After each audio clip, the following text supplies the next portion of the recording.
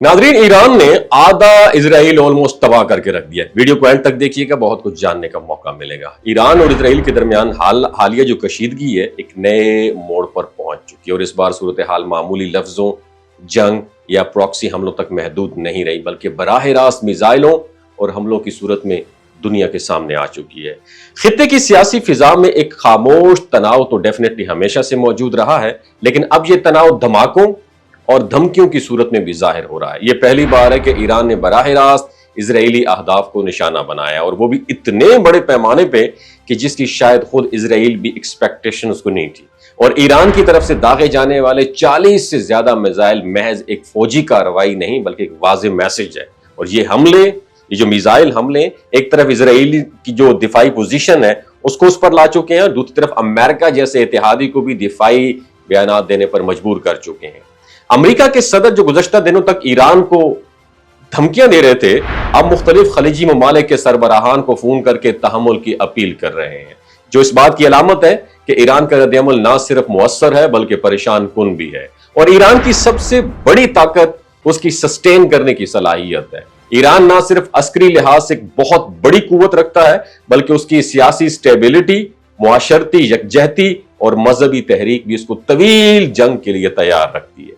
आबादी के एतबार से भी ईरान एक बहुत बड़ा मुल्क है और इसके लोग कई दहाइयों से पाबंदियों, साजिशों और आलमी दबाव का सामना करते आ रहे हैं, जिससे उन्होंने सख्त जान हो अपने आप को बना लिया है और खुददार मुल्क बना लिया है। इसके मुकाबले में इजराइल एक महदूद रकबे और आबादी वाला मुल्क है जो ज्यादा देर तक भरपूर जंगी दबाव बर्दाश्त करने की पोजीशन में बिल्कुल नहीं है। इजराइल का आयरन डूम सिस्टम, जिसे दुनिया एक नाकाबिल शिकस्त दिफाई शील्ड समझती थी, वो एक बार मुकम्मल तौर पर बेअसर नजर आया। जिस अंदाज में ईरानी मिसाइल इसराइली शहरों पर गिर रहे हैं और वहां से जो चीखों पुकार की आवाज सुनाई दे रही है, उसने इजरायली आवाम को भी इस जंग की हकीकत से आशना कर दिया है।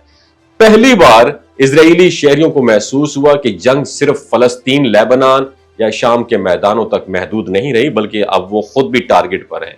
एक और अहम बात यह है कि इस बार ईरान ने सिर्फ जंगी सलाहियत नहीं दिखाई बल्कि अपनी डिप्लोमेटिक स्ट्रैटेजी से भी दुनिया को हैरान कर दिया। ना सिर्फ रशिया, चाइना जैसे इत्तेहादियों का खामोश ताउन हासिल है ईरान को, बल्कि अरब ममालिक में भी ईरान के लिए नरम गोशा बढ़ता जा रहा है। खासतौर पर सऊदी अरब के साथ ताल्लुकात में बेहतरी ने ईरान को एक नया इखलाकी और सियासी एतमाद दिया है। अमेरिका की ये कोशिश है कि किसी तरीके से ये आग मजीद न भड़के, क्योंकि अगर ये जंग इलाकाई से आलमी सतह तक पहुंचती है तो उसके नताइज पूरी दुनिया के लिए तबाहकुन हो सकते हैं। और ये जंग सिर्फ वेपन की नहीं, बयानिए और आसाब की भी। और इस वक्त ईरान जिस मजबूती और खुद एतमादी से अपनी पोजीशन पर खड़ा हुआ है, वो एक नई हकीकत को जन्म दे रहा है और आलमी ताकतों को यह एहसास हो रहा है कि अब मशरिक वुस्ता के फैसले सिर्फ वाशिंगटन या तिल अबीब के दबाव पर नहीं होंगे, बल्कि तेहरान की आवाज को भी सुना जाएगा।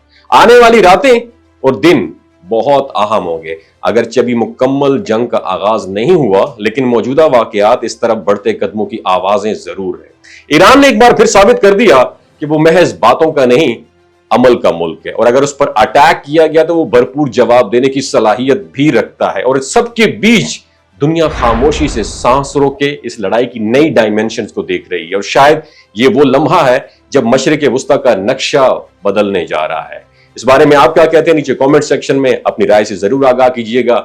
अपना और अपने साथ जुड़े रिश्तों का ख्याल रखिए। अल्लाह हाफिज। ये जो गिलगित बल्तिस्तान के लोग होते हैं ना, इनकी एवरेज उम्र 90 साल से भी ज्यादा होती है।